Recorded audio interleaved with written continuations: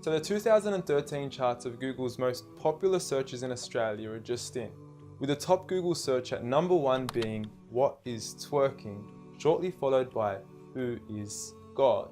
Now, on saying this, I don't think you have to be a genius to figure out which of the two questions is more important to be asking Google. I mean, one could potentially explain the reality of our existence, while the other would potentially leave us scarred for the remainder of our existence. And look, I know there's a lot of skepticism surrounding this issue, and quite frankly, I don't blame you.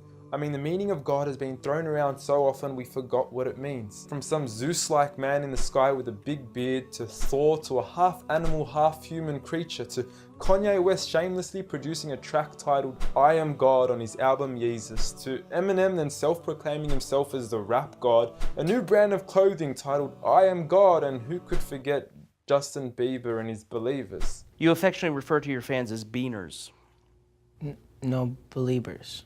And now I understand that most of this may be exaggerated, and many of these examples are mere semantics and plays on words that are probably being taken out of context, as let's face it, nobody actually believes in Bieber, and I highly doubt that Kanye West considers himself a god. When someone comes up and says something like, "I am a god," everybody says, "Who does he think he is?" I just told you who I thought I was, a god. And now Kanye West smashes his head into a street sign really, really hard. Oh! Kanye! Oh, Kanye, you okay? Sounds like Kay's got a new hit. A god.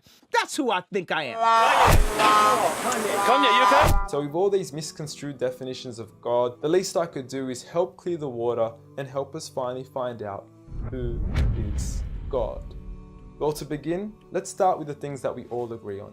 First and foremost, we're here. We just began and we exist. And like all things that begin to exist, they require a cause. Things don't just come out of nothing, and although at times we sometimes wish they would, they don't. If I told you that this glass sprang into existence, this glass made itself, you said Muhammad Ali's crazy. So in saying that, knowing the cause of us is crucial to understanding who God is. Although we are able to explain that we did have a beginning, as many leading cosmologists have affirmed, we are still left unanswered as to what was the cause of our beginning. And before you lash out saying, "Oh, but we can't see what happened before we began," or "you can't prove there was a creator," we say quite openly, neither can you disprove a creator. And by observing the reality of our world and our existence, its order, its structure, and the systems, I see no reason not to believe in a creator.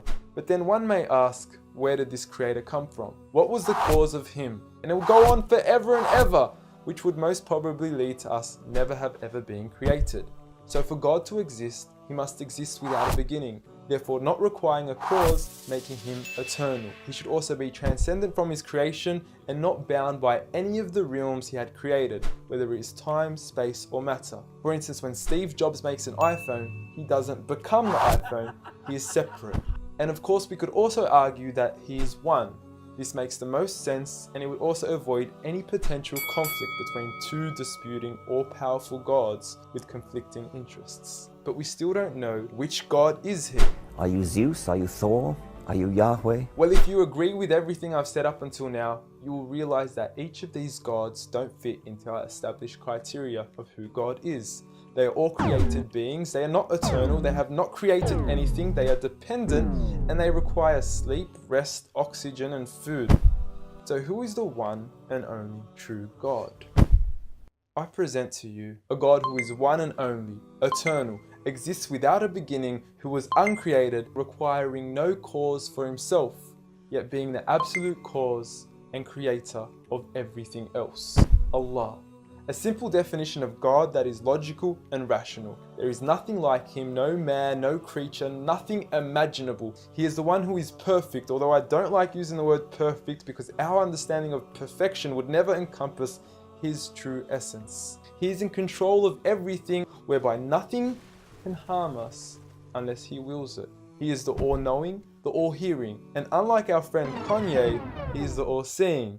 Many of us would then argue that although these verses do provide a logical and sound concept of God, how do we know that these words are indeed the words of God? Well, first and foremost, the Quran isn't just any book. It was revealed over 1400 years ago as direct revelation from God to the final prophet Muhammad, peace be upon him, and was sent as the most eloquent piece of literature to before mankind. Revealed at a time where poetry was rife and to a population housing the best of poets, only to leave them speechless and at a loss for words. Now, what is important to note is that the Quran doesn't fit in any of the known classes of poetry nor prose. Rather, it is a fusion of both that even to this day shake the hearts of Muslims and non-Muslims alike. It's almost trance-like. I mean, you can hear it's very euphonic. I mean, there's a lot of internal rhyme and end rhyme, and the rhythm is not predictable, and it's beautiful. Even to this day, the Quran remains incomparable and stuns humanity with its accurate references to science and history, from accurate descriptions of the human embryo to historically accurate references to the different rulers in the different Egyptian dynasties. And no matter how many times people will try to discredit the Quran on its authenticity, it remains standing. Will you please, at the very next science lesson, get some salt water, get some fresh water, and mix them and see what happens? The Quran says 2 seas, not 2 cups of water. And to those that doubt it is from God, the challenge is simple. Bring forth something that can compare. And now, although this challenge has been attempted multiple times throughout the past, history has witnessed that no man has been able to rival the Quran. But does this challenge still apply today? Well, we could surely put it to the test, and who better to choose than the self-proclaimed rap god. Call yourself the rap god. EMINEM, dubbed the best of his time, being incomparable with anyone in his league. The last thing the world needs is another me. Now, if we compare the works of Allah with the works of EMINEM, we are left with this. Slickety gibbity hippity hip hop, rappity rap, packing a mac in the back of the act, pack back, rap, yak, yakety yak yak at the exact same time I attempt his lyrical acrobat stunts. Look, content-wise, I don't know. However, we can't deny that lyrically he is impressive. He has rhythm, rhyme, style, alliteration, and assonance. A short video online even indicates that in one of his songs he almost made every second to third word rhyme. But how does he compare with the Quran's smallest chapter of 3 verses, Surah Al-Kawthar?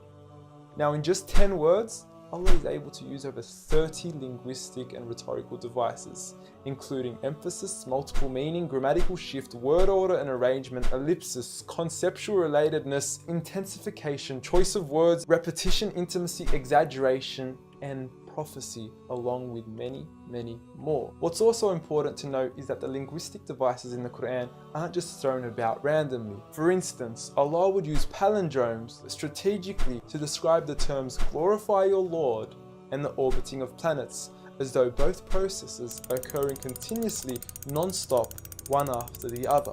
The shortest chapter in the Quran also contains a rhetorical device that no one can compete against nor replicate: prophecy.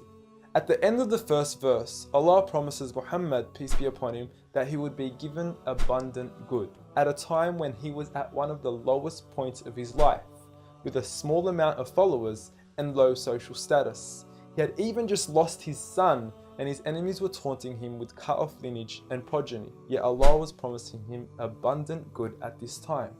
Such was the prophecy of the Quran, and we certainly indeed see its fulfillment today. With the Quran being the most recited, memorized and practiced book across the entire world, with over 1.6 billion followers today from all walks of life.